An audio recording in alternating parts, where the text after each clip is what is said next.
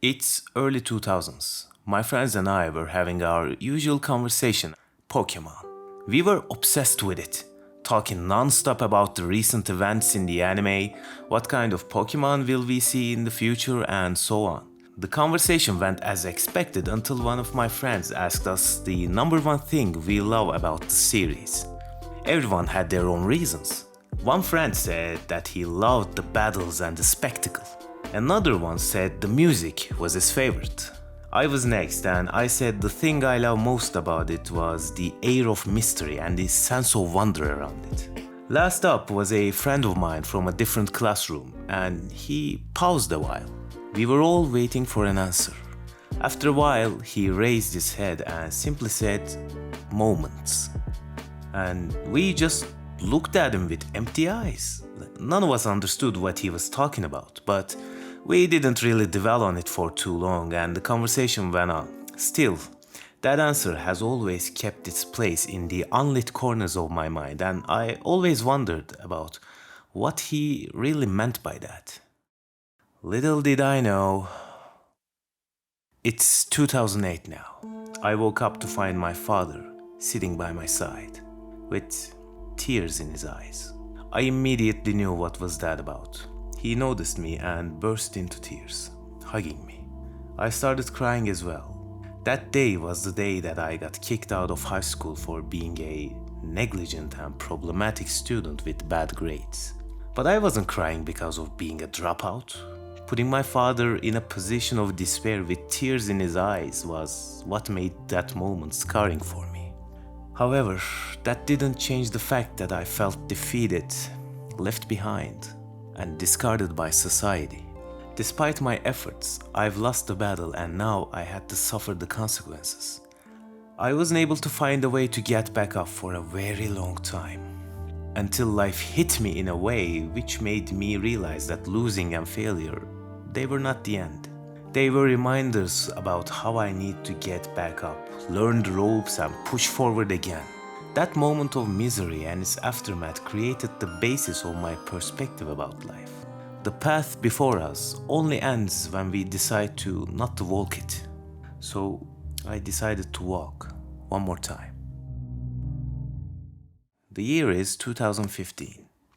And there I was, an addict with a history of violence and lots of credit card debt. Quietly going insane in the middle of my old apartment building filled with rats and roaches. My body feeling the effects of withdrawal and I'm afraid to go out because I was deemed an unstable and undesirable divide. The love of my life whom I pushed away from myself in a very bad way was also dating with a friend of mine. My next girlfriend after her cheated on me with someone I deemed a friend. All that made me give up on life.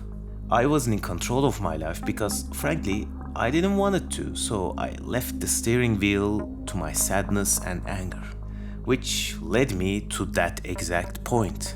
A broken mind and a shaking body. All the arguments with people close to me about my state, money issues, or the fights I got myself into didn't really give me the wake-up call I needed. I was waiting for life to hit me again until I realized that I can't really expect change to happen by random outside events. I needed to put my foot forward once again and walk. The path seemed darker this time. Adversaries were poisonous and deadly. I was in a bad shape both mentally and physically, but I made a simple decision with my final strength. Find my purpose again and take back the control of my life. That decision gave me a second wind and I found the power to get back up and walk. One more time. The year is now 2020. I'm having an argument with my ex-girlfriend at a parking lot. We broke up a couple of months ago before that fight, but she wanted to reconcile and I wanted the same thing too, but I knew what will happen if we were to get back together. During the argument, she was once again low-key accusing me for being an uncaring person and stating that it was the reason for our breakup. And as usual, that made my blood boil. And I told her some hurtful stuff. She became teary-eyed, asked me whether I wanted to see her or not. At that moment, I lowered my head. I knew this decision was going to last. She was watching me, waiting for an answer. I raised my head and told her it's better not to interact with each other anymore, and left. On my way out, I stopped and turned my back, watching her leave. I felt sad, angry, yet relieved. Sad because this was one of the final times that I saw her. Angry because I was expecting for her to turn back as well, but she never did. Relieved because she didn't turn back. I realized that even though I wanted her to do it, I needed to let her go for both of our sakes. So both of us can live our lives instead of being stuck in a stale and sometimes toxic relationship. Today, I don't know what she's doing or where she's at. All I wish for her is happiness. Although we had our awful days, I will never forget the things she taught me about life and relationships, with knowing when to hold on and when to let go being one of them. I know maybe I'm putting too much credit for a series about cute critters with satanic powers trying to beat the shit out of each other, but it is what it is.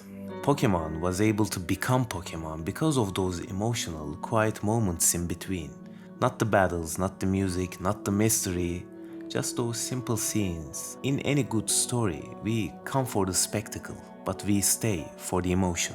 It's been like this for centuries. At the very core of every impactful story lies a very simple idea. A person trying to grow despite all the trials and obstacles they face. As late great Joseph Campbell pointed out, when you take away all that supernatural and fantastical elements out of a good story, what's left is a simple human trying to overcome life's challenges by becoming the master of themselves. All those superheroes, gods, elves, wizards, Pokémon, battles, allies, villains, and such are just symbolic representations of our feelings, ideas, and thoughts. From simple campfire tales to million-dollar blockbusters, a memorable story's job is to remind us one thing: how to face the obstacles on our path and keep walking. So, let's walk.